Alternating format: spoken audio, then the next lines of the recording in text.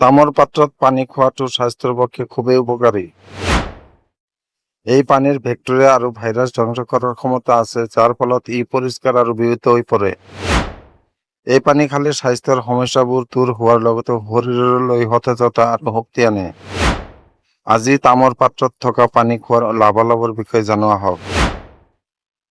তামৰ পাত্ৰত ৰখা পানীয়ে হজম শক্তি উন্নত কৰে। ই পাকস্থলীৰ ৰোগ আৰু কোষ্ঠকাঠিন্যৰ পৰা সকাহ দিয়াত সহায় কৰে।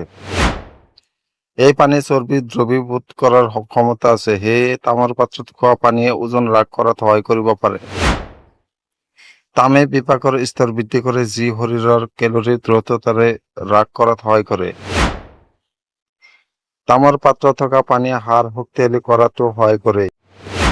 ই হাড়ত কেলচিয়াম বৃদ্ধি কৰে, যি হাড় আৰু গাঁঠি স্বাস্থ্যৱান কৰি ৰাখে।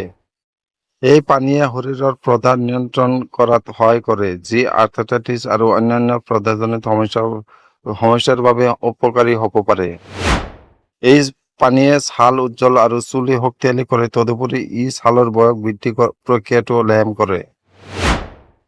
তামৰ পাত্ৰত থকা পানীয়ে স্বাস্থ্যৰ বহু উপকাৰ কৰে, যদিও ই অপকাৰী গুণাগুণ আছে। সেইসমূহ হৈছে: যদি পানী তামৰ পাত্ৰত অত্যাধিক দীঘলীয়া সময়ৰ বাবে ৰখা হয় বা অত্যাধিক পানী খোৱা হয়, ই শৰীৰত তামৰ স্তৰ বৃদ্ধি কৰিব পাৰে, যাৰ ফলত বিক্ৰিয়া হোৱাৰ সম্ভাৱনা থাকে।